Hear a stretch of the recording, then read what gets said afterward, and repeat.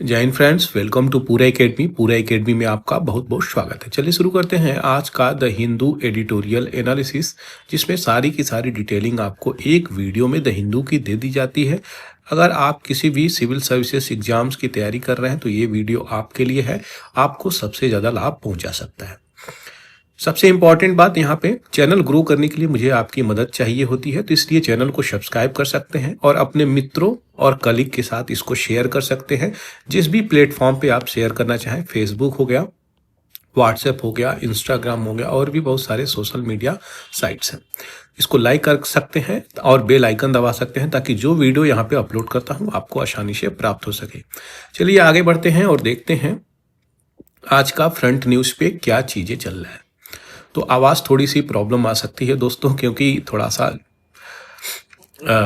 जुकाम आया हुआ है अभी, तो प्रॉब्लम आ सकती हो सकती है, आवाज़ कुछ चेंज और बदला बदला सा लग रहा हो, लेकिन कोई बात नहीं, अभी चल सकती है चीज़ें।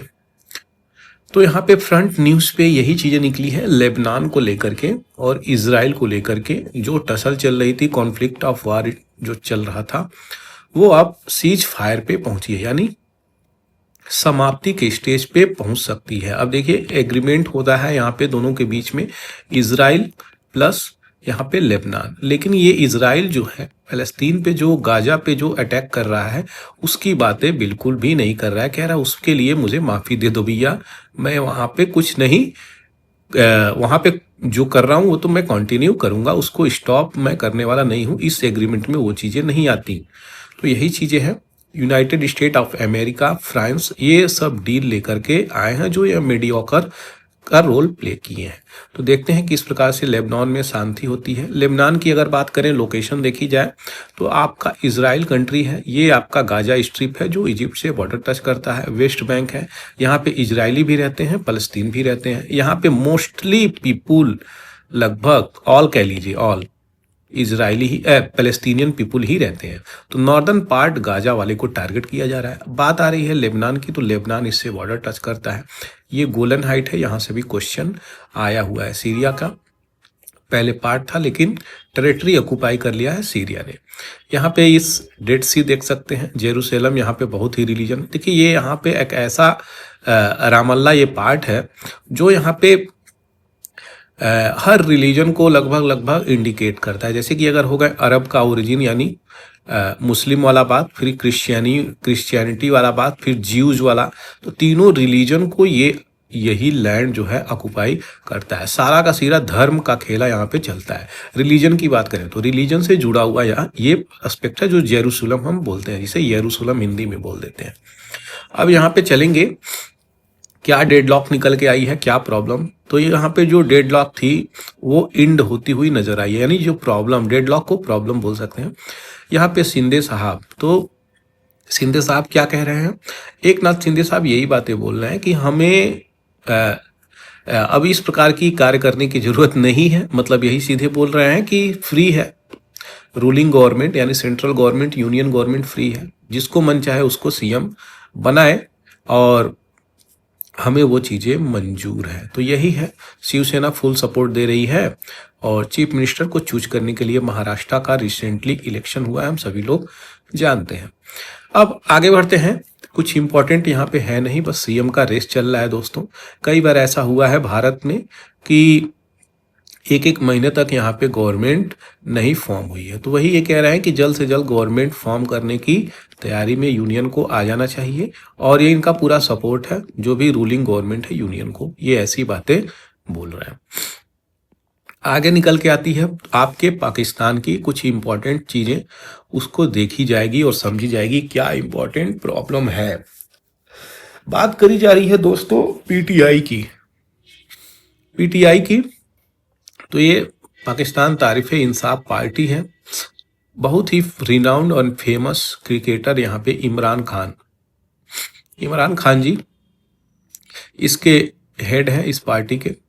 अब इनको जेल में पाकिस्तान कैद करके रखा हुआ है। उसी के लिए इनके सपोर्टर इस्लामाबाद में निकल के आए और प्रोटेस्ट किए, और उस प्रोटेस्ट को लीड कौन किया है, तो उनकी पत्नी बुशरा बीबी, उनकी पत्नी लीड करी हैं। और बहुत सारे वाहनों को यहाँ पे आगजनी में लपेटा गया है। बात करी जा रही है पाकिस्तान के, अगर तो यहाँ पे देखने को मिलेगा आपको किस प्रकार से पाकिस्तान को लेकर के बहुत सारी प्रॉब्लम इंटरनेशनल स्तर पे आ रही हैं। अगर देखा जाए सही मायने में तो पाकिस्तान रिसेंटली IMF से लोन भी लिया हुआ है और बातें भी चल रही है अभी। और तो ये देखते हैं किस प्रकार से चीज़ें चलेगी। यहाँ पे अगर पॉलिटिकल स्टेबिलिटी नहीं बनेगी, हमेशा गवर्नमेंट बदल जाएगा 6 महीने 1 साल में, तो फिर अगला जो इंटरनेशनल एग्रीमेंट होती है वो कैसे चलेगी, वो भी बहुत बड़ा क्वेश्चन निकल के यहाँ पे आ जाता है। उन्हीं सब चीज़ों को लेकर के यहाँ पे बातें बोली जा रही हैं कि अगर इस प्रकार की चीज़ें चलनी है तो ये चीज़ें सही मायने में स्टेबिलिटी बना करके रखनी पड़ेगी। खास करके पॉलिटिकल स्टेबिलिटी की हम बात कर रहे हैं, क्योंकि गवर्नमेंट तो वहाँ पे मिलिट्री चला रही है। तो मिलिट्री चला रही है गवर्नमेंट, और गवर्नमेंट मिलिट्री जो चाहेगी, जिसको चाहेगी तख्ता पलट कर देगी। ये वही इमरान खान है जिनकी हम बात कर रहे हैं दोस्तों।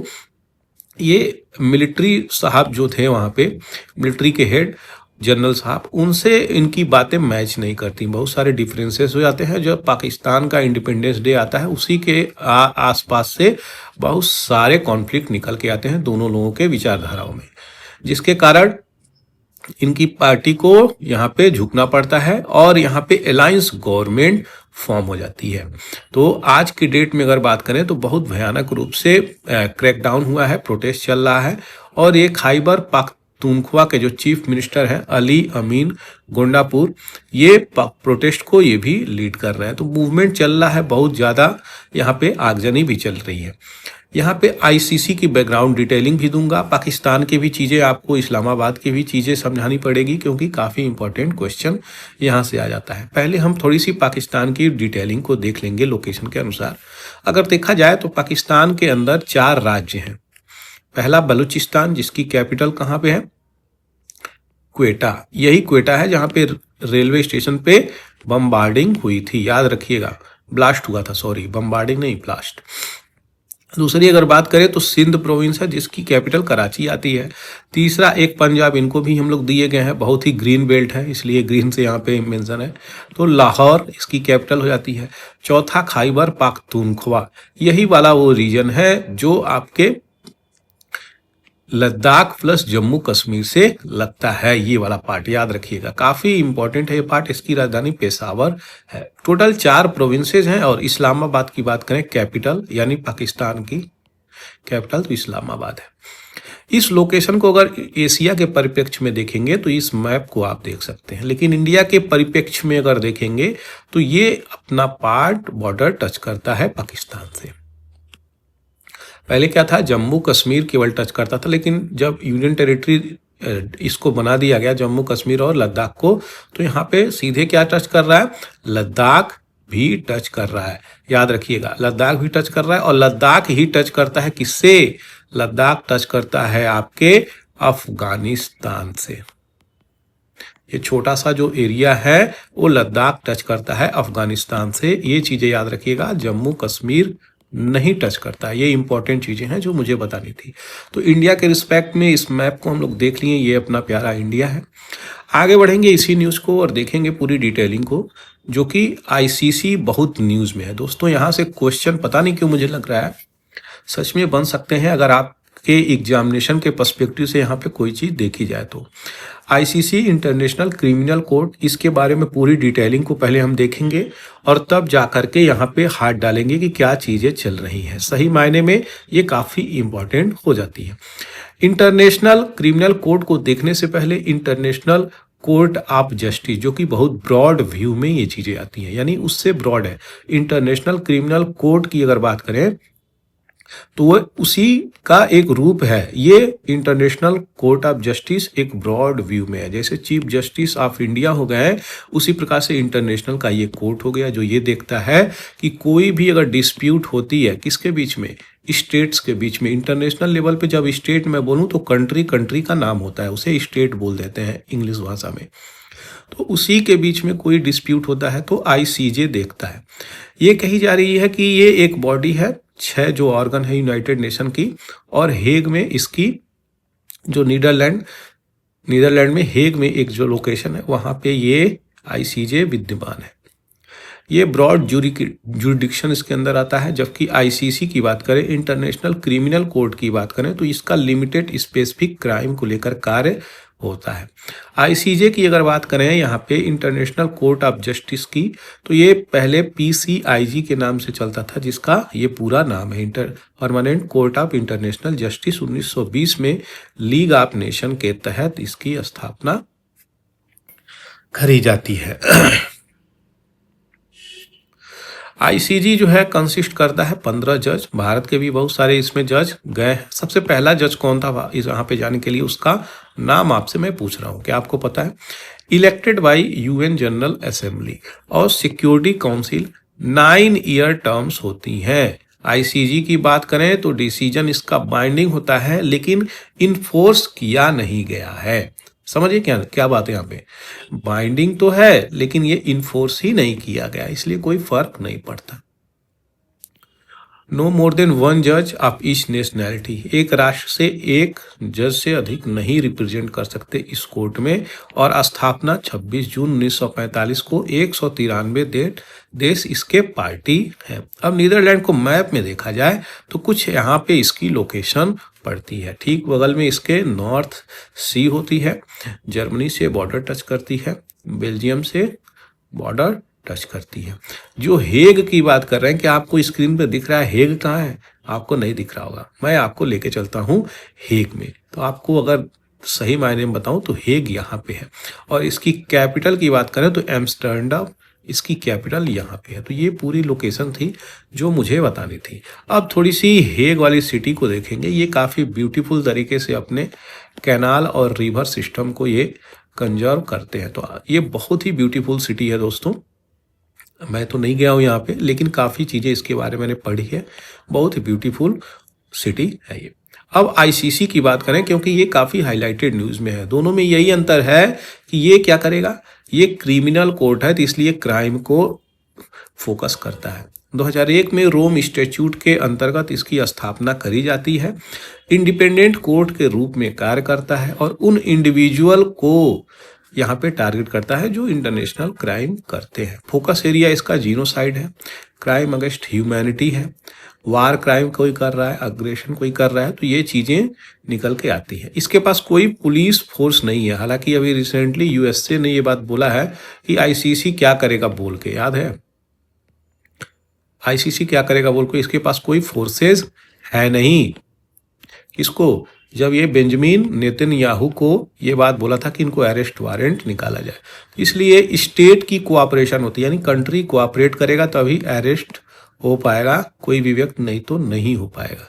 क्रिमिनल ट्रायल यहाँ पे चला सकता है, फाइन लगा सकता है, जेल भेज सकता है। नीदरलैंड हेग में इसकी हेड क्वार्टर है। तो ये थी बैकग्राउंड डिटेलिंग। आशा करते हैं पहले जो हेग के बारे में मुझे बताना था वो समझ में आ गई होगी। अब चलेंगे हम यहाँ पे इंटरनेशनल क्रिमिनल कोर्ट पुनः यहाँ पे चीफ प्रोसिक्यूटर यहाँ पे अरेस्ट वारंट निकाल दिया है। वहाँ पे किसको? तो म्यांमार के मिलिट्री रेजिम। याद है आपको, म्यांमार में आंग सान सूकी ये नोबल विनर है दोस्तों, पीस प्राइज इनको दिया गया है। लेकिन यहाँ पे रोहिंग्या के ऊपर बहुत ज़्यादा अत्याचार हो रहा है। इनका रेप किया जा रहा था, मर्डर किया जा रहा था, खदेड़ा जा रहा था, इनके बच्चों को मारा जा रहा था, शूट आउट किया जा रहा था। बहुत बुरा हाल था रोहिंग्या मुसलमान का। अब ये सब चीज़ टारगेट करने वाले वहाँ के बुद्धिस्ट कम्युनिटी भी हैं, वहाँ के पीपुल हैं, वहाँ की सरकार है, मिलिट्री जो रूल कर रही है आज के डेट में अगर देखा जाए। अब यहाँ पे इश्यू निकल के आ रही है सीनियर जनरल मिन आंग ह्यांग। तो इनको यहाँ पे अरेस्ट करने की बात करी जा रही है, जो यहाँ पे मिलिट्री रूल निकल के आ रही है। उसी की यहाँ पे चीज़ें, बहुत सारी किलिंग, रेप, मर्डर, यहाँ पे टॉर्चरिंग, ये चीज़ें हुई हैं इस कम्युनिटी को लेकर के। ये कम्युनिटी रोहिंग्या जो है म्यांमार के बॉर्डर पे और बांग्लादेश के जो आइलैंड्स हैं उस पे ये विराजमान होते हैं। कुछ तो भारत और नेपाल में भी आके बसे हुए हैं लोग। तो इनके लिए कोई कंट्री अपना जगह नहीं दे रही है। ये लोग होमलेस या फिर कह लीजिए लैंडलेस सिटीजन हो गए हैं इस ग्रह के। तो ये थी पूरी डिटेलिंग। चलते हैं कुछ अच्छे से देखेंगे पाकिस्तान में जो प्रोटेस्ट हो रहा है उसको देखेंगे। पाकिस्तान के प्रोटेस्ट की बातें करी जा रही है कि जो वाइसेस डेमोक्रेसी को लेके आ रही है वो क्या है, उसको हमें सोचना पड़ेगा। हिट मतलब सोचना पड़ेगा, अटेंशन लेना पड़ेगा उस पर। अगर अटेंशन देखें तो बहुत बड़ा प्रोटेस्ट हो रहा है। Capital city Islamabad shut down हो चुका है, वायलेंसेस हो रहे हैं, क्राइसिस में पहले से ही पहुंची हुई है। मिलिट्री बैक कर रहा है इन सब चीज़ों को, गवर्नमेंट को बैक कर रहा है। और पाकिस्तान तारीख इंसाफ पीटीआई जो पार्टी है, ये किसकी पार्टी है? इमरान खान की पार्टी है। इसी पार्टी के लोग यहाँ पे प्रोटेस्ट कर रहे हैं कि हमारे लीडर को जेल से निकालो। इनके लीडर को जेल में डाला गया है। तो फॉर्मर जो प्राइम मिनिस्टर थे इमरान खान, उन्हीं की बात करी जा रही है। पाकिस्तान में दोस्तों बहुत ही बुरा हाल चल रहा है अगर आज के परिदृश्य में देखें तो। सही मायने में यहाँ पे आपको देखने को मिलेगा कि जो कैपिटल तक लोग मार्च करते हुए पहुंचे हैं और फाइनल कॉल फॉर प्रोटेस्ट यहाँ पे मिस्टर खान के द्वारा दिया गया। चलिए भैया, प्रोटेस्ट कराए रहे हैं ये, यानी जेल में है फिर भी प्रोटेस्ट करा रहे हैं, तो कराना अच्छी बात है दोस्तों। क्योंकि यहाँ पे अगर सही मायने में देखें तो बहुत सारे पॉलिटिकल आइडियोलॉजिकल डिफरेंसेज हैं पार्टियों के बीच में। ये पीटीआई की बात करें तो इनका जो है मिसमैच है बहुत ज़्यादा आइडियोलॉजिकली।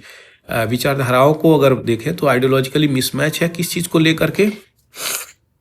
भगवान, किस चीज़ को लेकर के? तो यहाँ पे सही मायने में मैं यहाँ पे बोलूँगा कि आइडियोलॉजिकल जो डिफरेंसेज है वो मिलिट्री का जो रूल करता है, जो पॉलिटिकल वहाँ पे गवर्नमेंट है उस पे ये अपना दबदबा रखता है। यानी जो ये बोलेगा मिलिट्री, वही वहाँ की गवर्नमेंट को लगभग फॉलो करनी पड़ती है। तो ये चीज़ें हैं ऐसी, इतना मतलब गठबंधन वाली। यहाँ पे भारत की क्या बात है? भारत की आर्मी इंटरवेंशन नहीं करती है बिल्कुल भी।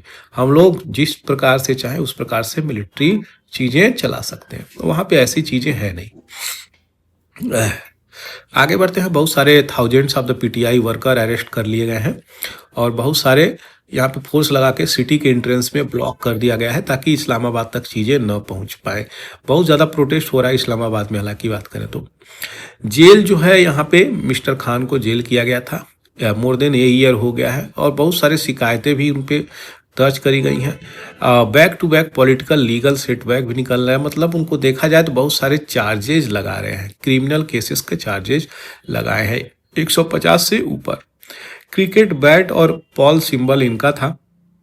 क्रिकेट बैट ही इनका सिंबल था वोटिंग का अगर बात करें, क्योंकि ये एक क्रिकेटर थे। इनकी पूरी हिस्ट्री देखिएगा तो ये वर्ल्ड कप में काफ़ी अहम भूमिका निभाए थे।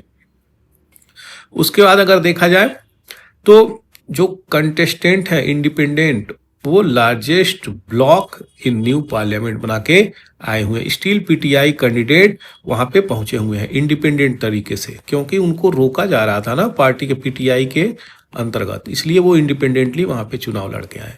तो पाकिस्तान मुस्लिम लीग नवाज की और पाकिस्तान पीपुल पार्टी, ये दोनों लोग छोटे छोटे जो पार्टियां हैं उनसे अपना कोलिशन करके गवर्नमेंट बनाई है, आज के डेट में रूल कर रही हैं। जिसके कारण क्या चीजें निकल के आ रही हैं यहाँ पे इलेक्शन कहा जा रहा है कि ये रिगिंग हुई है, यानी बूथ कैप्चरिंग हुई है, चोरी हुई है, ये सही मायने में माल प्रैक्टिसेस हुई हैं। यही सारी चीज़ें यहाँ पे बोली जा रही हैं। तो बहुत सारे केस है, पॉलिटिकली मोटिवेटेड इंटेंशन है जो यहाँ पे अरेस्ट किया गया है, ऐसी बातें बोली जा रही हैं। प्रोटेस्ट को लेकर के यहाँ पे कंट्री को लंबे समय से स्लो डाउन चल रहा है, यानी डेवलप कब करेगा जब इस प्रकार से स्टेबिलिटी ही देश में नहीं बनेगी। तो हाइपर इन्फ्लेशन, महंगाई आ रही है, करेंसी की वैल्यू गिर रही है और जो रिजर्व है कंट्री के अंतर्गत फॉरेन एक्सचेंज में रिजर्व होता है वो डिप्लीट हो रहा है, कम हो रहा है। इकोनॉमिक रिकवरी हो ही नहीं पा रही है, बहुत सारा इश्यू निकल के आ रहा है। बहुत दर्दनाक स्थिति से, परिस्थिति से पाकिस्तान गुजरने वाला है और गुजर भी रहा है। यहाँ पे दूसरी तरफ देखा जाए चैलेंजेस तो बहुत हैं, लेकिन इसको इस्टेब्लिशमेंट किया जा सकता है और सही प्रकार से डेमोक्रेसी को लाया जा सकता है। ये ओनली कब होगा दोस्तों?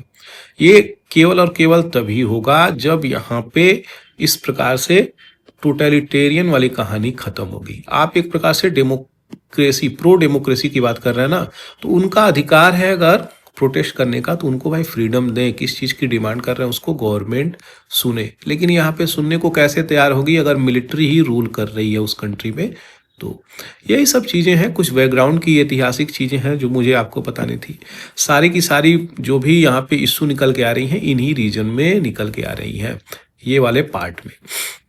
ये आपका इस्लामाबाद है, तो यहाँ पे चल रहा है और ये भारत से बहुत ज़्यादा नज़दीक है, यहीं पे चल रहा है ऑलमोस्ट, अगर देखा जाए लोकेशन तो ये थी पूरी डिटेलिंग। आशा करते हैं आपको समझ में आई होगी। आगे बढ़ते हैं दोस्तों, जो चीज़ें आपको बता रहा हूँ फ्रेंड्स, अगर आप इस चैनल पे नए हैं तो इसको फेसबुक पे शेयर कर सकते हैं, साथ ही साथ इंस्टाग्राम पे शेयर कर सकते हैं, व्हाट्सएप पे शेयर कर सकते हैं, और चैनल को सब्सक्राइब करना बिल्कुल भी नहीं भूलें अगर आप यहाँ पे नए कैंडिडेट के रूप में आए हुए हैं। तो बहुत सारे लोग नए नए जुड़ रहे हैं, इसलिए मुझे डेली बोलना पड़ता है ये कि कम से कम इसको फेसबुक पे शेयर जरूर कर दें ताकि ज़्यादा से ज़्यादा लोग इसका लाभ उठा सकें। चलिए आगे बढ़ते हैं और देखेंगे क्या इंपॉर्टेंट चीज़ है। अदानी को लेकर के काफ़ी न्यूज़ निकल रहा है, जैसा कि हम सभी लोग जान ही रहे हैं।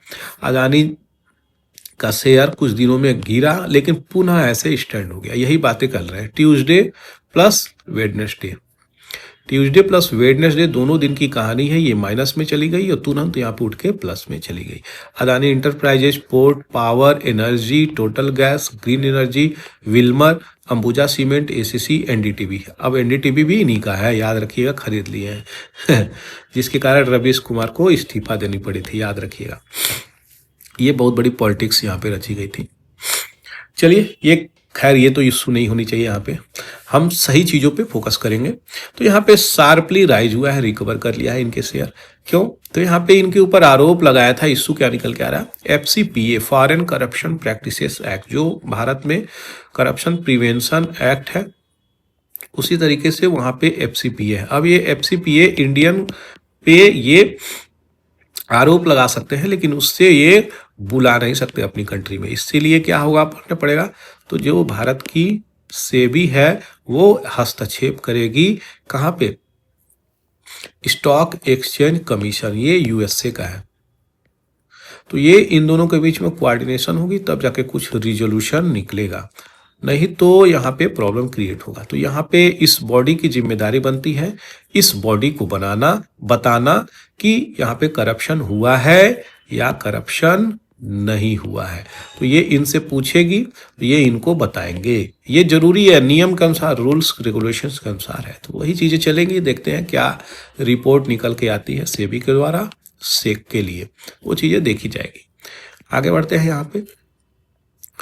यहाँ पे वुमेन एंड चाइल्ड मिनिस्ट्री का रिपोर्ट आया है कि 2 लाख चाइल्ड मैरिजेज रोका गया है 1 साल के अंदर। अगर भारत में देखें तो 47.4% टू 23.3%, 19 से 21 तक यहाँ पे चीज़ें आया है। सिंपल यही कही जा रही है, जो चाइल्ड मैरिज है, बिलो 18 ईयर्स एज में बच्चों की शादी कर दी जाती है। तो इससे बहुत बड़ी प्रॉब्लम क्या निकल के आती है, बच्चों की जब शादी हो जाती है तो उनका पहले तो एजुकेशन रुक जाता है, उसके बाद बॉडी उतना विकास करता नहीं है। तो अगर बॉडी विकास नहीं करेगा तो मेंटल डेवलपमेंट सही से भी नहीं रहेगी। मेंटल डेवलपमेंट सही से नहीं रहेगी और उनकी आप शादी कर देते हैं तो जो बच्चे भी पैदा करेंगे, ऑफ स्प्रिंग जिनकी हम बात कर रहे हैं, वो भी क्या होंगे, वो भी हेल्दी नहीं पैदा होंगे, जिसके कारण क्या होगा, माल नरिशमेंट होगा, अंडर नरिशमेंट होगा, इन सब प्रॉब्लम निकल के आएगी, डिजीजेज निकल के आएंगी। तो एक हेल्दी वातावरण नहीं बनेगा, सस्टेनेबल डेवलपमेंट चीज़ें नहीं जाएंगी आगे तरीके से। तो गरीबी में भारत फिर से निकल के आ जाएगा। उसी को रोकने का प्रयास यहाँ पे चल रहा है। 7 स्टेट्स हैं जिसको फोकस किया जा रहा है, वेस्ट बंगाल, बिहार, झारखंड, राजस्थान, त्रिपुरा, आसाम और यहाँ पे आंध्र प्रदेश। यहाँ पे हैरत अंगेज की बात है, यूपी जैसी स्टेट को नहीं काउंट किया गया है। मतलब काउंट नहीं किया गया नहीं, यहाँ पे नहीं है वो, ये अच्छी बात है। हालांकि यूपी में भी कोई कम नहीं होता है, लेकिन फिर भी यहाँ पे ये चीज़ें नहीं है, ये अच्छी बात है। अब थोड़ा सा डाटा देखेंगे बैकग्राउंड में जाके, जो काफ़ी इंपॉर्टेंट हो जाता है। यहाँ पे 2005 और 6 की आंकड़े को नेशनल फैमिली हेल्थ सर्वे, ये जो निकालती है रिपोर्ट, तीसरा है ये चौथा है और ये 5वां रिपोर्ट है नेशनल फैमिली हेल्थ। इसी रिपोर्ट के आधार पे बताया जा रहा है। यहाँ पे देखिए 2005-6 में कैसे लाल लाल चीज़ें दिखाई दे रही हैं, यहाँ पे थोड़ा ऑरेंज हो गए, यहाँ पे थोड़ा ये और हल्का हो गया। तो इन स्टेट में कमी हुई है, याद रखिएगा। इन स्टेटों में और जो सबसे ज़्यादा सेंटर कहीं देखने को मिल रहा है दोस्तों, वो आपका वेस्ट बंगाल है। इसीलिए यहाँ पे वेस्ट बंगाल को पहले नंबर पे रखा जा रहा है। वेस्ट बंगाल, बिहार, झारखंड, यहाँ पे सबसे ज़्यादा चाइल्ड मैरिजेज हो रहे हैं। आशा करते हैं ये चीज़ें आपको पता ही होगा। ये एक दिल्ली पॉल्यूशन को अटेंशन लेने के लिए यहाँ पे चीज़ें करी गई हैं। एक व्यक्ति है वाटर कैन में यहाँ पे प्लांट को रखा है, उसमें ऑक्सीजन लगा के यहाँ पे ले रहा है। तो ये अटेंशन दिखाने की जरूरत है। भैया एक्टिव हो जाइए आप सभी लोग, अब ऐसी सिचुएशन आ सकती है। तो ये यहाँ एक प्रकार से डिमॉन्स्ट्रेट कर रहे हैं, ये कहीं ना कहीं प्रोटेस्ट कर रहे हैं। अच्छी बातें हैं, इस प्रकार की चीज़ें एक्टिव होनी चाहिए हमारे कंट्री में। आगे बढ़ते हैं। यहाँ पे फेयर शेयर की बात करी जा रही है बिग टेक प्लेटफॉर्म पे। फेयर शेयर का मतलब यहाँ पे मतलब इक्वल शेयर कम से कम होना चाहिए। क्या बातें करी जा रही हैं, अब उसी चीज को यहाँ पे देखेंगे। क्या है वो? तो स्पीच जो है यहाँ पे national press day, last week था नेशनल प्रेस डे। यहाँ पे मेरा क्वेश्चन ये है, नेशनल प्रेस डे कब मनाया जाता है? कमेंट सेक्शन में जरूर से लिखते हैं। आपको लिखने के लिए मैं इसीलिए कहता हूँ, अगर आप लिखेंगे तो आपको लंबे समय तक कुछ चीजें याद रहेंगी। अश्विनी वैष्णव साहब यहाँ पे जो यूनियन मिनिस्टर है वो अटेंशन लेके आए हैं। क्या बोल रहे हैं कि हम फेयर कंपनसेशन देंगे मीडिया कंपनी को जो इस प्रकार का कंटेंट बनाती है, जो बड़ी बिग टेक्नोलॉजी प्लेटफॉर्म है।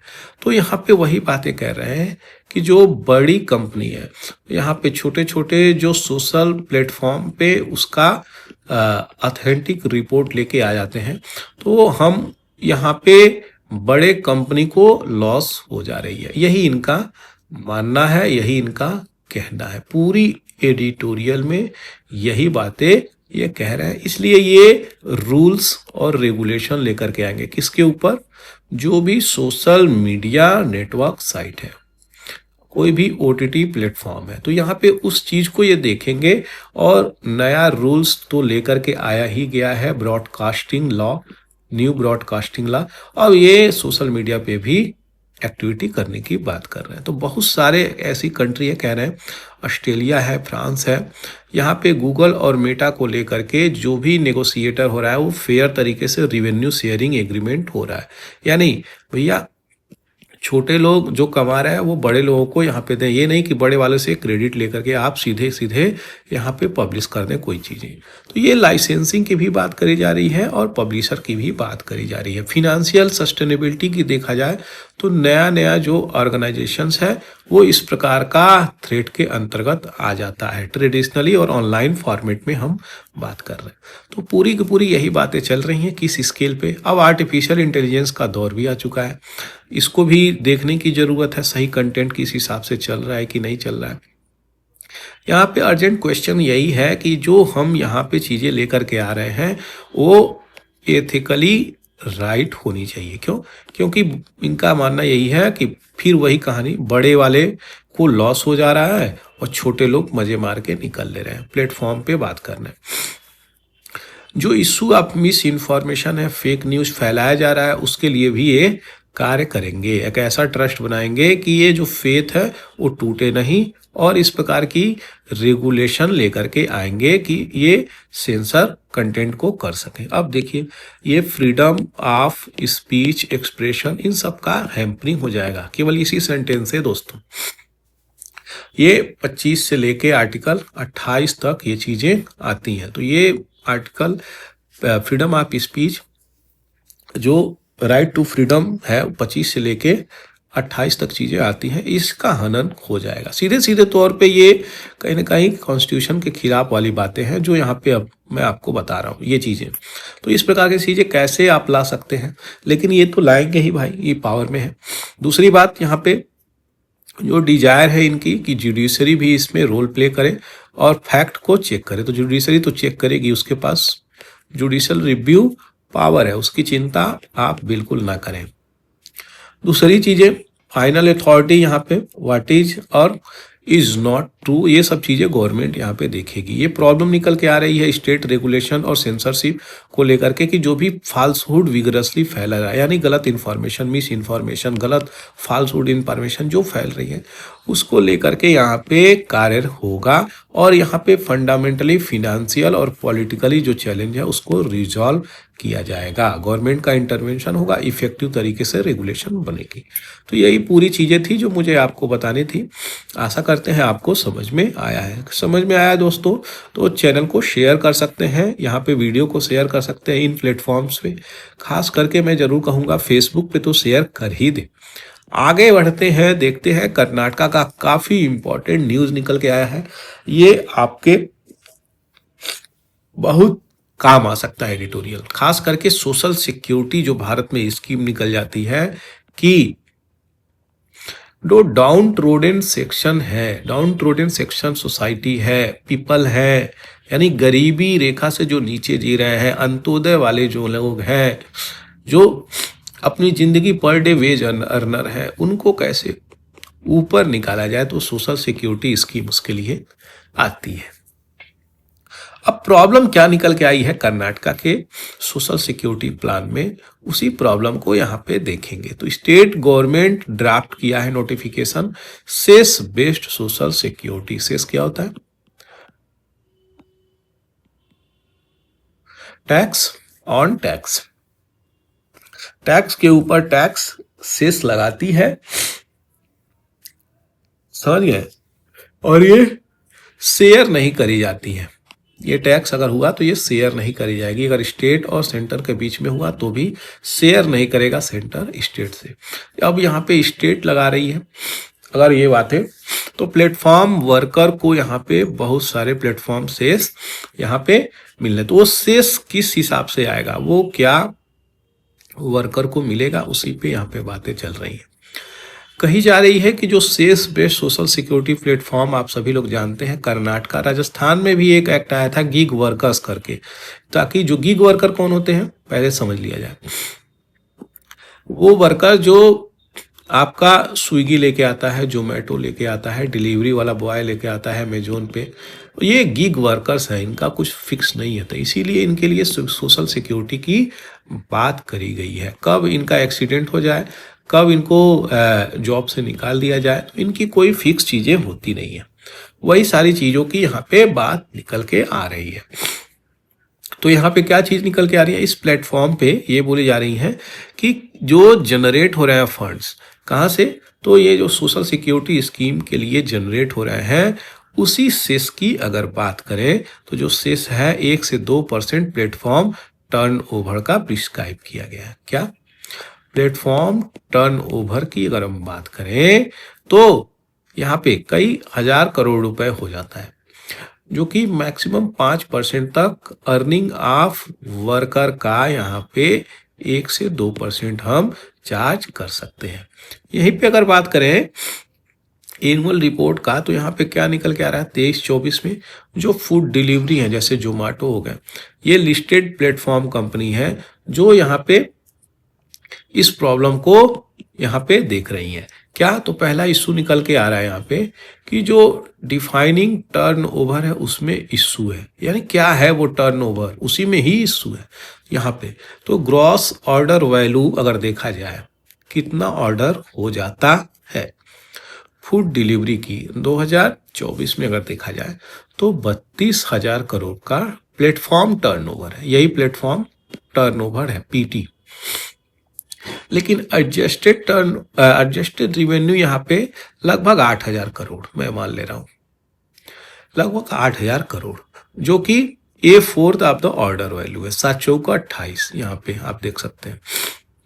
तो ये 1/4 ही रिवेन्यू यहाँ पे चीजें निकल के आ रही हैं। तो यहाँ पे जोमेटो एक्सक्लूड है वैल्यू ऑफ ऑर्डर से और रिकॉग्नाइज कर रहा है ये अपनी रिवेन्यू को। इशू ये निकल के आ रही है यहाँ पे कि जो प्लेटफॉर्म है ये बिजनेस को आउटसाइड रेस्टोरेंट लेकर के जाती है और डिलीवरी करती है। तो जो भी जोमेटो होते हैं, स्विगी होते हैं, ये एक शॉप से लेते हैं मटेरियल और घर तक ले आकर के डिलीवरी करते हैं। ये हम सभी लोग जानते हैं, जिसके कारण बहुत सारे और भी एक्सपेंसेस हो जाते हैं। केवल इसी के एक्सपेंसेस नहीं है, ये भी चीज़ें याद रखिएगा, क्योंकि अल्टीमेटली जो डिलीवरी वाला है वो यहाँ से कलेक्ट करके यहाँ तक आता है, तो उसके लिए क्या चाहिए, बाइक चाहिए। बाइक चाहिए तो बाइक का भी रोल होगा, खर्चा होगा, जो ह्यूमन बींग आएगा, जो डिलीवरी बॉय आएगा उसका भी खर्चा होगा। तो यहाँ पे इस सब चीज़ की बात कर रहे हैं, वैल्यू ऑफ ऑर्डर उसमें आ जा रहा है। अगर देखा जाए तो जो स्टोर है वो रिफ्लेक्ट कर रहे हैं टर्नओवर, यहाँ पे स्टोर का टर्नओवर रिफ्लेक्ट कर रहा है। अल्टरनेटिव इसका क्या है, जो यूज कर रहे हैं वर्कर अर्निंग यहाँ पे, और जो एम्बिगियस मेट्रिक इस्तेमाल किया जा रहा है स्टोर का, केवल ये यहाँ पर का बात नहीं करी जा रही है, केवल स्टोर का बात अभी करी जा रही है। तो 2024 में जो डिलीवरी रिलेटेड चार्जेस थे लगभग 4,000 करोड़ मैं मानूं, यहाँ पे डिलीवरी रिलेटेड चार्जेज होते हैं ना 50-100 जो भी हो जाते हैं, वो आपका 4,000 करोड़ के आसपास चीज़ें आई थी। इसी कंपोनेंट, इसी क्वेश्चंस को यहाँ पे डिटरमाइन करने की बात करी जा रही है कि किस प्रकार से ये जो चार्ज है on payment to the delivery worker, तो ये एनुअल रिपोर्ट में ये चीज़ें निकल के आई हैं। पर ऑर्डर का एक एवरेज ले लिया जाएगा तो 52 रुपए के आसपास पर ऑर्डर यहाँ पे मिल रहा है। किसको, जो डिलीवरी बॉय है। Whole amount can not be seen as payment to the worker, पूरा अमाउंट यहाँ पे वर्कर को मिले, ये ट्रैक करना बड़ा मुश्किल है, देखा नहीं जाता इस प्रकार से। तो अदर सुपरविजन कॉस्ट भी इसमें आ चुकी है, ये बातें बोली जा रही हैं। यहाँ पे cess at the 5% work out of 2.50 order, तो शेष 5% अगर कार्य करता है, जो ₹2.50 यहाँ पे ऑर्डर पे यहाँ पे मिल रहा है। डिफिकल्टी यहाँ पे ये निकल के आ रही है कि शेष आल्सो हैज़ टू सेटिस्फाई, यहाँ पे बहुत सारी प्रॉब्लम निकल के आ रही है कि ये 2% का टर्नओवर यहाँ पे अपने आप में ही क्वेश्चन उठा देता है। तो ये पूरी जो एडिटोरियल है वो आपके गिग वर्कर से लेकर है, हालांकि कहीं टर्मिनोलॉजी इस्तेमाल नहीं किया गया है। गिग वर्कर मतलब वही जो जोमेटो स्विगी की डिलीवरी करते हैं, अमेजोन फ्लिपकार्ट की डिलीवरी करते हैं। तो यही रेटेड चीज़ें हैं जो कवर करी जाती हैं। 2.5 an order adequate to provide adequate social security, तो यही यहाँ पे क्वेश्चन उठा रहे हैं। 2.5 रुपीज़ आप एक ऑर्डर और 50 रुपये पे यहाँ पे चीज़ें 52 रुपये पे डिलीवरी चार्जेज ले लिया जा रहा है एक ऑर्डर पे। तो यहाँ पे 2.5 चीज़ें जाएंगी तो क्या सोशल सिक्योरिटी होंगी, ये जोमेटो की बात करी जा रही है। 1880 ऑर्डर एक साल में एक व्यक्ति निकाल के लेता है एवरेज, अगर बात करें जो 4700 यहाँ पे सोशल सिक्योरिटी पर ईयर निकल के आ रही है इस हिसाब से। तो पर ईयर सोशल सिक्योरिटी 4700 रुपये निकल के आ रही है यहाँ पे। तो गारमेंट की अगर बात करें वर्कर जो कर्नाटका में है, इससे ज़्यादा यहाँ पे इनको मिल जाती है। तो 10,000 ए मंथ यहाँ पे चीज़ें चल रही हैं जो कमाते हैं, और 18,000 पर एनम यहाँ पे इनकी अगर देखें तो स्टेट इंश्योरेंस प्रोविडेंट फंड यहाँ पे ESI और EPF दोनों बेनिफिट यहाँ पे 15% ऑफ द वेज इनको मिल जाता है, और 18% पर 18,000 पर एनम चीज़ें मिलती हैं प्रति वर्ष की अगर बात करें। सोशल सिक्योरिटी यहाँ पे देखा जाए तो कंट्रीब्यूशन यहाँ पे निकल के आ रही है इस प्लेटफॉर्म से, और सेस पर प्लेटफॉर्म, तो यही है चीज़ें जो सेस के रूप में यहाँ पे चीज़ें जाती हैं और वो वर्कर्स तक पहुँचती हैं, डिलीवरी बॉय तक पहुँचती हैं, लेकिन उसी में ही ये चीज़ें घपलेबाजी हो जा रही है। तो इसीलिए इस प्लेटफॉर्म को डिग्रेडेड सोशल सिक्योरिटी कहा गया। इसमें लूप होल है, इसको देखना पड़ेगा। 5% अर्निंग मेट्रिक एक्सीड हो रहा है, और 2% प्लेटफॉर्म टर्नओवर प्लेटफॉर्म का यहाँ पे दिखाया जा रहा है। अब बहुत सारी प्रॉब्लम है। फाइनली अगर प्रॉब्लम देखा जाए तो 1% का जो प्लेटफॉर्म टर्नओवर है वो greater than 5% of worker earning निकल के आता है।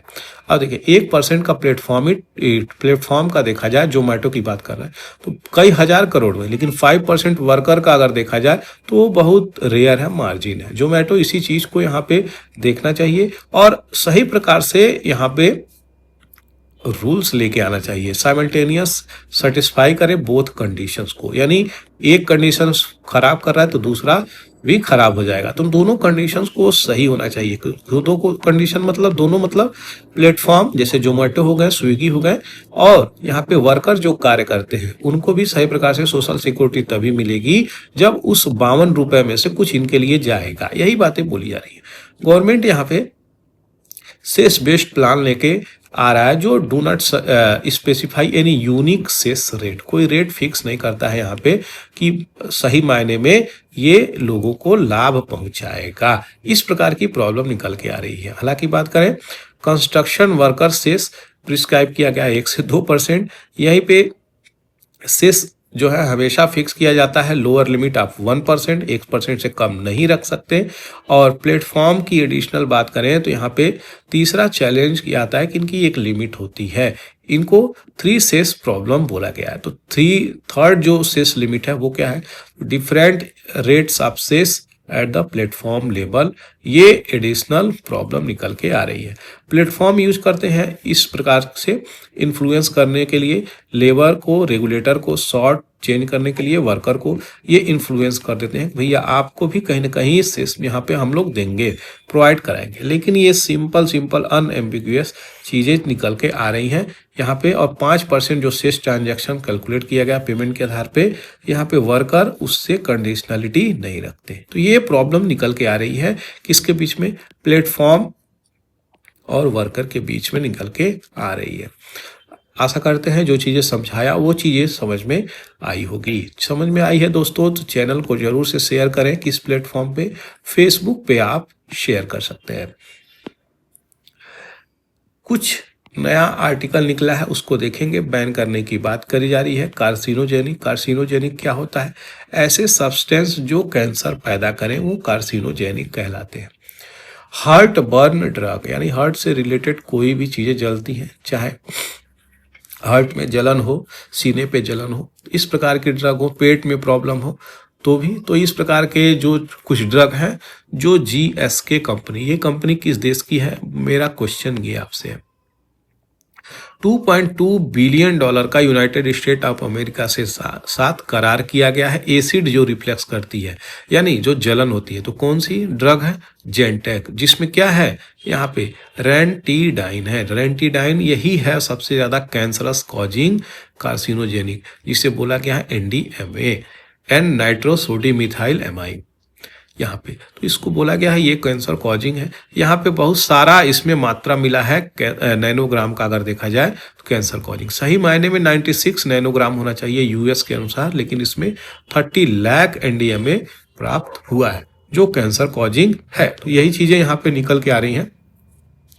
भारत को यहाँ पे देखा जा रहा है कि क्या स्टेप निकालने चाहिए। भारत भी यहाँ पे 2020 से इस प्रकार का नियम लेके आया है जो परमिसिबल स्टैंडर्ड है NDMA के लिए, रेंटीडाइन, वो यहाँ पे टेस्टिंग प्रोटोकॉल यहाँ पे चल रहा है। सही मायने में अगर देखा जाए तो इंडियन फार्माकोइया जो भारत के लिए ये देखेगी कौन सा ड्रग सही है, कौन सा ड्रग नहीं है, किसको बैन करना है, वो फार्माकोइया की बात कर रहे हैं, इंडियन फार्माकोइया। तो यहाँ पे 50,000 रुपीज की ये चीजें खरीदी जा रही है। मान के चलिए 50,000, cost of 50,000 to purchase the most recent version of Indian pharmacopoeia. ये इंपॉर्टेंट चीजें हैं जो यहाँ पे भारत सरकार को इन दवाओं को किसी रूप में स्टॉप करनी चाहिए मैन्युफैक्चर करने के लिए। और अगर स्टैंडर्ड को और क्वालिटी को मेंटेन नहीं कर सकते तो ये दवा को एकदम बंद करना चाहिए।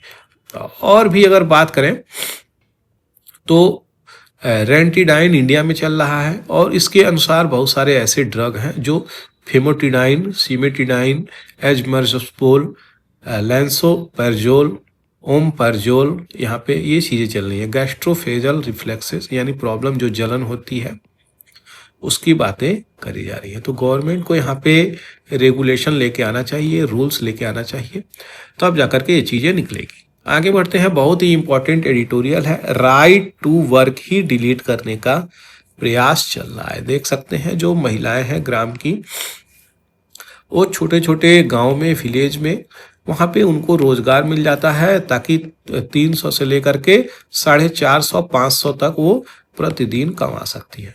तो कम से कम उनके घर तो 2 बच्चे, 1 बच्चे और मियाँ बीवी का घर चल जाता था। इसी को अगर डिलीट कर देंगे तो क्या चीजें निकलेगी। बड़ी सुंदर आर्टिकल आई है दोस्तों, इसी को कवर करूंगा मैं। इतना सुंदर ये एडिटोरियल है, ओपिनियन है, इसको देखा जाएगा। लेकिन सबसे पहले चलेंगे बैकग्राउंड पे, जो इंपॉर्टेंट होता है हमेशा की तरह। उस बैकग्राउंड को देखेंगे और समझेंगे क्या पहले एमजी नरेगा का बात चल रहा है। इसका नाम पहले एमजी नरेगा था ही नहीं, इसका नाम था क्या, नरेगा। नरेगा इसका नाम था, याद रखिएगा, national rural employment guarantee act. बाद में इसका नाम Mahatma Gandhi national rural employment guarantee act 2005 रख दिया गया। बात करी जा रही है दोस्तों इस एक्ट की, तो ये एक लेबर लॉ है, सोशल सिक्योरिटी प्रोवाइड करती है। अभी सोशल सिक्योरिटी की हम बात करें तो ऐसे तो लोग हैं जो ऑनलाइन जोमेटो का काम कर रहे हैं, वो लोग जो गाँव में है वो जोमेटो है ही नहीं, तो वहाँ पे क्या करेंगे। इसीलिए इस प्रकार की सोशल सिक्योरिटी लेकर के आई कि भैया आपको राइट टू वर्क की हम गारंटी देते हैं, ये चीजें याद रखिएगा। और एक्ट पास होता है 23 अगस्त 2005 को। यूपीए गवर्नमेंट थी, उत्तर प्रदेश कह रहे हैं, ये अलायंस गवर्नमेंट थी कांग्रेस की। प्राइम मिनिस्टर मनमोहन सिंह थे उस समय, लेकर के आते हैं। और रूरल डेवलपमेंट जो मिनिस्ट्री थी रघुवंश प्रसाद जी के अंतर्गत थी। क्या इसका उद्देश्य है, इसका उद्देश्य है कि लिवलीहुड सिक्योरिटी रूरल एरिया में मिलती रहे। भाई तभी मिलेगी जब वहाँ पे जॉब होगा, और जॉब होगा तब जब यहाँ पे एमजी नरेगा होगा। 100 दिन का मिनिमम आपको रोजगार दिया जाएगा, एम्प्लॉयमेंट आपके एरिया में दिया जाएगा। अगर वो चीज़ें आपको नहीं प्रोवाइड करी जा रही, ये खास करके अनस्किल्ड मैनुअल वर्कर की बात करी जा रही है। Women guarantee 1/3 of the job, 1/3 women को ये चीज़ें मिलेगी इसके अंतर्गत। एमजी नरेगा की अगर बात करें तो ये क्रिएट करता है ड्यूरेबल एसेट, जैसे कि रोड बनाना, कैनाल बनाना, पॉन्ड बनाना, कुआं बनाना, ये सब की बात करता है। छोटे छोटे लेवल पे, विलेज लेवल पे कार्य करता है, जो आपका एक एसेट के रूप में बनता है। ये नहीं कि पॉन्ड बनाए फिर इसी पॉन्ड को भर दिए, फिर पॉन्ड बनाए फिर इसी पॉन्ड को भर दिए, ऐसा भी कार्य पहले चलता था दोस्तों। तो ये कोई एसेट नहीं क्रिएट हो रहा है, ये बस एसेट का दोहन हो रहा है। अगर इस प्रकार से हो रहा हो तो इसलिए कोई एसेट का निर्माण करा जाता है, तो ये अच्छी बात है। यहाँ पे 5 किलोमीटर के रेडियस में ही एप्लीकेंट को जो भी एप्लीकेशन अगर देता है इसमें, तो उसको 5 किलोमीटर के अंतर्गत में ही जॉब मिलेगी। अगर 15 दिन के अंदर नहीं मिला तो उनको अलाउंसेस मिलेगा, अनएम्प्लॉयमेंट, बेरोजगारी भत्ता। 1991 में prime minister PV Narasimha Rao यहाँ पे पहली बार प्रपोज करते हैं इसको, और 2005 में ये एक्ट आता है। फरवरी 2006 में एक्ट शुरुआत होता है। 2 अक्टूबर 2009 में एमजी नरेगा इसका नाम रख दिया जाता है। तो नरेगा से शुरुआत होकर एमजी नरेगा 2009 तक चीजें चलती हैं। सारी चीजें आपको एमजी नरेगा के बारे में बताएं, कैसे 100 दिन का रोजगार से लेकर के 15 दिन के अंदर न मिले 5 किलोमीटर के रेडियस में, तो ये आपको भत्ता देने के लिए एकदम अधिकृत है, आपको देना पड़ेगा, सरकार को भत्ता देना पड़ेगा आपको। चलते हैं एडिटोरियल पे क्या कह रहा है कहानी। यही सारी कहानी थी। यहाँ पे अभी कहा जा रहा है कि 10.43 करोड़ मनरेगा वर्कर को यहाँ पे डिलीट कर दिया गया है, हटा दिया गया, यानी वो वर्कर है ही नहीं। सीधे सीधे ये कितनी बड़ी नंबर है, 10-10.5 करोड़। बाप रे बाप, 10.5 करोड़ अगर लोगों को हटाया जाएगा पिछले 4 सालों में, ये कहाँ जाएंगे आप बताइए। सबसे बड़ा तो क्वेश्चन यही है यार। यहाँ पे सबसे ज्यादा उफान मारा है 22-23 में, यानी जो डिलीशन हो रहा है, जिनकी कार्ड बनी होगी ना, एमजी नरेगा की कार्ड बनती है, वो डिलीट कर दी गई है, यानी वो हटा दी गई है। कहा जा रहा है आधार बेस्ड पेमेंट सिस्टम यहाँ पे सर्कुलर में आया तो जब ये सर्कुलर में आया तब ये चीजें हुई हैं। लेकिन यही मेन कारण यहाँ पे शायद नहीं बताया जा रहा है कि यही कारण एबीपीएस जब आया, यानी आधार बेस्ड पेमेंट सिस्टम, आधार कार्ड है तो आपको पेमेंट मिलेगा, नहीं तो नहीं मिलेगा, ये वाली चीजें जब आई तभी ये चीजें मैंडेटरी हुई एमजी नरेगा में। आधार कार्ड तो लगभग सबके पास है आज के डेट में, अगर बात करें तो लगभग बहुत सारे लोगों को यहाँ पे डिलीट कर दिया गया। कहा जा रहा है कि वो लोग इच्छा ही नहीं दिखा रहे हैं कार्य करने के लिए, और जो वर्कर हैं वो लीगल राइट टू वर्क यहाँ पे डिनाइड कर रहे हैं। मेन कारण क्या है, जो 1.9 लाख वर्कर सैंपल सर्वे में यहाँ पे कारण अपना बताया। अब उस चीज को देखा जाए तो मनरेगा की पूरी डिटेलिंग दे दिया। यूनिक जॉब कार्ड यहाँ पे बनता है दोस्तों, जो यहाँ पे एमजी नरेगा के तहत कार्य करता है, और जो नहीं कार्य कर सकता, one can not work in MG NREGA without A job card. तो आपको जॉब कार्ड चाहिए, किसका, एमजी नरेगा वाला, तभी आपको जॉब मिलेगा। शेड्यूल सेकंड क्या कहता है, पैराग्राफ 23 ऑफ द एक्ट, कौन सा एक्ट, एमजी नरेगा का एक्ट की बात कर रहे हैं, इसी एक्ट की बात कर रहे हैं, एमजी नरेगा एक्ट 2005। कमेंट्स होता है 2006 में, आता है 2009 में, याद रखिएगा। कमेंट्स होता है 2005 में, भूलना नहीं है भाई। कमेंट्स होता यानी आता है 2005 में, कमेंट्स होता है 2006 में, और नाम बदल जाता है मनरेगा 2009 में। 2 अक्टूबर गांधी जयंती के दिन बापू जी के नाम पे इसको सोशल सिक्योरिटी स्कीम, ये बहुत ही बड़ी स्कीम है दोस्तों, बहुत ही बड़ी, लेकिन इसके फंडिंग भी आज के डेट में कम हो रही है। तो चलते हैं जल्दी से पहले आर्टिकल की तरफ।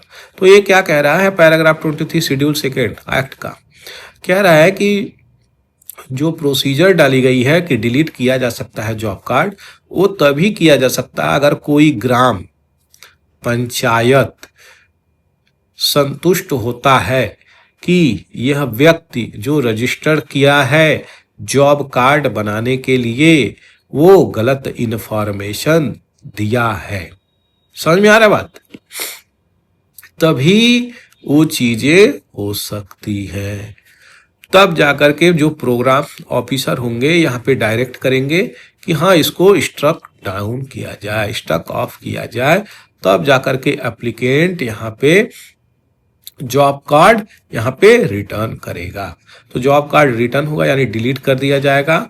और ये कहता है कि जो भी डिलीटेड वर्कर है, अगर वो जिंदा है, इट्स ए डिलीटेड वर्कर अगर वो जिंदा है, तो must be given opportunity of being heard in the presence of 2 independent person. तो उनको देने की भी आवश्यकता है अगर वो जीवित हैं। तो ये चीजें कहता है, ये एक्ट अभी बता रहा हूं मैं। MG NREGA ministry of rural development के अंतर्गत आती है। मास्टर सर्कुलर यानी नियम रेगुलेशन प्लान ये लॉन्च किया गया है रिसेंटली, क्या कि इधर एनुअली और वंस 1 साल या 2 साल की बंद 2 साल के अंदर, एनुअली वार्षिक या 2 बार साल के अंदर मिनिस्ट्री ऑफ रूरल डेवलपमेंट ये चीजें करी हैं, जो सर्कुलर लेके आई हैं 21-22 में। और जॉब कार्ड को डिलीट करने का प्रावधान रखा गया। पहला वो परमानेंटली जो माइग्रेट चले गए हैं उनका डिलीट कर दो, जॉब कार्ड जो यहाँ पे डुप्लीकेट बनाए उनका डिलीट कर दो, और जो इशू किए हैं गलत तरीके से डॉक्यूमेंट लगा के उनका डिलीट कर दो। ग्राम पंचायत यहाँ पे ये रिक्लासीफाई करता है म्युनिसिपल कॉरपोरेशन को, यानी अगर ग्राम पंचायत म्युनिसिपल कॉरपोरेशन में यहाँ पे बदल रहा है, जिले की हम बात कर रहे हैं, अगर म्युनिसिपल कॉरपोरेशन में बदल जा रही है तो यहाँ पे फिर ऑल जॉब कार्ड्स जो पंचायत में है वो डिलीट कर दिया जाता है इसी एक्ट के तहत, क्योंकि वो विलेज को प्रोवाइड कर रहा है। ये चीजें याद रखिएगा, विलेज को प्रोवाइड कर रहा है, और यहाँ पे विलेज को प्रोवाइड कर रहा है, लेकिन बहुत सारी जगहों पे यहाँ पे अर्बन एरिया में भी ये काम करते हैं। ऐसा बिल्कुल भी नहीं है कि अर्बन एरिया में काम ही नहीं करते हैं, ये एक स्टेटमेंट गलत हो जाएगा। अब यहाँ पे अगर देखा जाए तो रिक्वायर यहाँ पे क्या आ रहा है, इंडिपेंडेंट वेरिफिकेशन जो प्रोग्राम ऑफिसर है वो यहाँ पे करना चाहिए, जबकि सारा का सारा डिलीशन हुआ है डॉक्यूमेंट और ग्राम सभा इस पे आधार पे यहाँ पे सही प्रकार से रिपोर्ट ही नहीं कर रहा है जो प्रोग्राम ऑफिसर है, वो बताएगा तब तो चीजें निकल के आएंगी। तो यहाँ पे MIS क्या बोला जा रहा है, मैनेजमेंट इंफॉर्मेशन सिस्टम, यहाँ पे जो digital architecture of MG NREGA है, यही यहाँ पे लूप होल निकल के आ रहा है। 12 यहाँ पे रीजन है जो डिलीशन ऑफ वर्कर निकल के आ रहा है, जॉब कार्ड ही डिलीट कर दिया जा रहा है, duplicate applicant, fake applicant, not willing to work, इस प्रकार के कारण बताया गया है। 21-22 में 1.49 करोड़ का डिलीट किया गया है, 5.53 2022-23 में पहुंच गया है, 247% की बढ़ोतरी हुई है पिछले 4 सालों में देखा जाए तो यहाँ पे वर्कर की जॉब कार्ड को डिलीट किया गया है। तो यहाँ पे इस फंड को भी कम किया जाता है।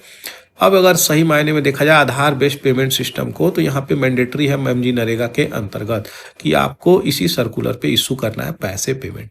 यहाँ पे स्ट्रिक्ट डिक्टेट यानी आदेश दिया गया है कि इंक्रीज करिए इस परसेंटेज को यहाँ पे। क्या? तो भैया जॉब जो कार्ड है वो कम करिए यहाँ पे। अब यहाँ पे जो लोकसभा की बात करी जा रही है, 6 फरवरी 2024 में इसी चीज का प्रश्न उठा। क्या था वो प्रश्न?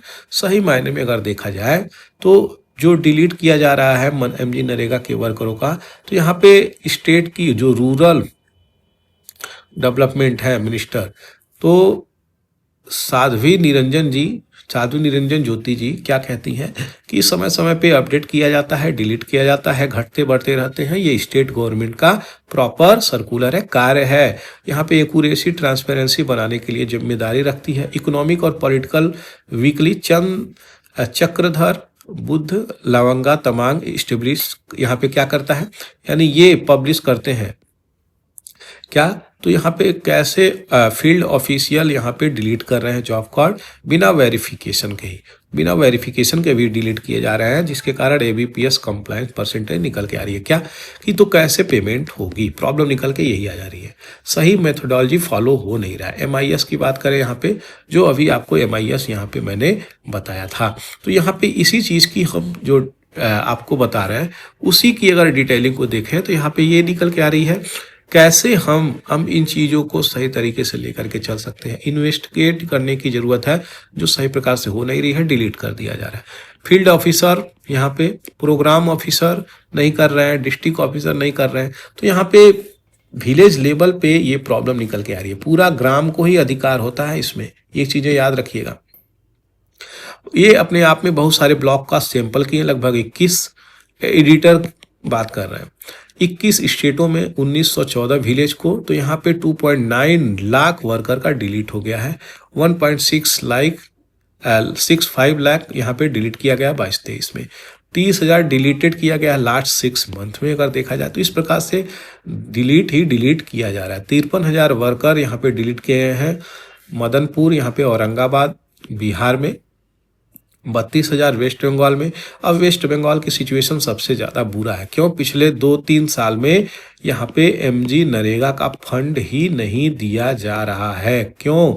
ये पॉलिटिकल कॉन्फ्लिक्ट चल रहा है स्टेट गवर्नमेंट और यूनियन गवर्नमेंट के बीच में। अब देखिए ये चीज़ें तो सोशल सिक्योरिटी स्कीम है, गवर्नमेंट को यहाँ पे ये सब चीज़ से ऊपर उठ के सोचना चाहिए। तो यहाँ पे सबसे ज़्यादा डिफरेंट सिचुएशन इसी स्टेट में है। इनके पास पैसे ही नहीं बच रहे हैं कि वहाँ पे स्टेट गवर्नमेंट उन वर्कर को रख पाए और उनको जॉब दे पाए। तो ये भी प्रॉब्लम निकल के आ रही है वेस्ट बंगाल में सबसे ज़्यादा। लीगल गारंटी टू एक्ट, यहाँ पे जॉब कार्ड आपको है तभी ये चीज़ें मिलती हैं। यहाँ पे 83% राइज कर गई हैं फिनेंशियल ईयर की अगर देखें, जो 20,000 वर्कर को यहाँ पे डिलीट कर गई है। बहुत सारे लोग विलिंग करने के लिए सच में नहीं है, लेकिन सबसे ज़्यादा वो लोगों की बात करी जा रही है जो ये कह रहे हैं कि मुझे उसी फिनेंशियल ईयर में मुझे जॉब दो। कुछ ऐसे भी लोग हैं यहाँ पे, इनको प्राप्त हुए ऐसे लोग जो यहाँ पे उनकी डिलीट कर गई है, और यहाँ पे ग्राम सभा को ये मैंडेटेड है इसी एक्ट के द्वारा कि भैया उनको अगर जॉब मांग रहे हैं तो आपको जॉब देना पड़ेगा। बहुत सारे विक्टिम हैं और रॉन्गफुल डिलीशन भी यहाँ पे हुआ है। विलेज यहाँ पे अर्बन एरिया अगर बन रही है तो जॉब कार्ड खो जाता है लोगों का, यहाँ पे ऐसी बातें बोली जा रही हैं। लेकिन जॉब कार्ड जो वर्कर हैं यहाँ पे उनकी डिलीट हो रही है, और ये एक एब्सर्ड बात है क्योंकि इस एक्ट के अंतर्गत ये चीज़ें सही मायने में अगर नियम बन रहा है तो ये गलत नियम बना हुआ है। इसमें चेंज करें क्योंकि उनकी रिक्वायरमेंट वही है, वो कैसे जिएंगे यहाँ पे उसी चीज़ की बात कही जा रही है। जो सैंपल यहाँ पे लिया गया है वो ट्रांजैक्शन डिलीट किया गया बहुत सारी चीज़ों को, उस सैंपल को लेकर के ये ट्रेंड यहाँ पे आपको बताया जा रहा है। पहली अगर बात करी जाए तो हाई रूरल अनएम्प्लॉयमेंट है। 71% वर्कर यहाँ पे सैंपल ये जो चीज़ हुआ है वो इच्छा ही नहीं जाहिर करते वर्क करने के लिए। दूसरा यहाँ पे बात बोल रही है, गवर्नमेंट क्लेम कर रही है कि जो सर्ज हुआ है यानी जो बढ़ोतरी हुई है कि उनके जॉब कार्ड को डिलीट कर दिया गया है वो कोई कनेक्शन नहीं रखती है एबीपीएस से। तो ये बात चलिए मान लेते हैं, जो पहले हम बता रहे थे आधार बेस्ड पेमेंट सिस्टम से कोई लिंक नहीं है, यानी आपके पास आधार होना चाहिए तभी पेमेंट वाली सिस्टम हो पाएगी। तो जब पेमेंट नहीं हो पाएगी तो लोग जॉब नहीं करेंगे, तो ऐसा कोई कारण नहीं है, गवर्नमेंट ये कह रही है। मिनिस्ट्री यहाँ पे कंडक्ट कर रही है वेरिफिकेशन और एनालिसिस करती है तब जाकर के डिलीशन होता है, ये इनका कहना है। वेरिफिकेशन प्रोसेस होना चाहिए, प्रोटोकॉल सही प्रकार से फॉलो होना चाहिए। मास्टर सर्कुलर यहाँ पे जो चल रहा है वो रोकने के लिए होना चाहिए कि आर्बिट्री डिलीशन न हो, मनमानी ही डिलीट न कर दे कोई किसी को। इस प्रकार का प्रोग्राम ट्रेनिंग पंचायत लेवल पे कंडक्ट होना चाहिए। अकाउंटेबिलिटी, जिम्मेदारी, ट्रांसपेरेंसी होना चाहिए, तब जाकर के सही गवर्नेंस, फेयर और वाइटल गवर्नमेंट यहाँ पे इम्प्लीमेंट करे इफिशियंट तरीके से, तब अकाउंटेबिलिटी, रेस्पॉन्सिबिलिटी निकल के आएगी। इफिशियंट गवर्नेंस तब हो पाएगा। यही चीज़ें यहाँ पे बताने का प्रयास चल रहा है। आशा करते हैं ये चीज़ें आपको समझ में आई होगी। आगे बढ़ते हैं। छोटा सा न्यूज है, इंडियन आर्मी रिसीव कर रहा है लॉजिस्टिक ड्रोन्स। किस कंपनी से? तो एंड्योर एयर सिस्टम भारत की कंपनी है जो ड्रोन बनाती है यहाँ पे ईस्टर्न सेक्टर के लिए, याद रखिएगा। तो ये आईआईटी कानपुर से जो मटेरियल है, चीज़ें निकल के आ रही हैं वहाँ पे, एडवांसमेंट इन स्टील टेक्नोलॉजी। और ये एक और चीज़ें लॉन्च करेगी कानपुर, तो ये Meta material surface clocking system, जिसे अनलक्ष्या बोला गया है। इसकी अगर पेलोड की बात करें तो सबल 20 इसका नाम है, जो ये कंपनी अगर बना रही है, इसकी सहायता से, आईआईटी कानपुर के सहायता से, तो 20 किलो तक सबल 20 ये लेके जा सकता है। ये क्या है? अनमैन्ड एरियल व्हीकल है। ये एक प्रकार से ड्रोन कहेंगे इसको, तो ड्रोन है ये, ले जा, छोटा सा हेलीकॉप्टर है, 20 किलो तक ले जा सकता है, ये चीज़ें कह सकते हैं। यही थी थोड़ी सी चीज़ें जो मुझे आपको बचानी थी। अनलक्ष्या भी इसी प्रकार का चीज़ है, जो यहाँ पे डिपार्टमेंट ऑफ फिजिक्स के अंतर्गत चीज़ें आ रही हैं। ये प्रोफेसर डेवलप कर रहे हैं, इन्हीं के दिमाग का उपज है। 4 मर्चेंडाइज इन्फेंट्री यहाँ पे बटालियन, इनको प्रेसिडेंट कॉलर मिला है। तो यहाँ पे 26 से 27 battalion of mechanised infantry regiment, 20वीं और 22वीं बटालियन ऑफ ब्रिगेड को ये चीज़ें प्रदान करी गई हैं। Army chief general Upendra Dwivedi, इनका नाम सभी लोग जानते हैं, तो ये प्रोवाइड कर रहे हैं, और महाराष्ट्र में ये ऑर्गेनाइजेशन हुआ है, ये ऑर्गेनाइज हुआ है। तो ये थी सारी डिटेलिंग। आशा करते हैं चीज़ें आपको समझ में आई हैं। चीज़ें आई हैं तो लाइक, शेयर, सब्सक्राइब करना बिल्कुल भी नहीं भूलें। खास करके फेसबुक पे आप शेयर जरूर करें, इससे क्या होगी, ज़्यादा से ज़्यादा लोगों तक ये चीज़ें पहुँच पाएंगी। फ्रेंड्स, अगर आप मेरे चैनल पर नए हैं तो सब्सक्राइब करके जाइएगा। And very very thank you for watching the Hindu editorial analysis bye पूरा एकेडमी। जय हिंद, जय भारत।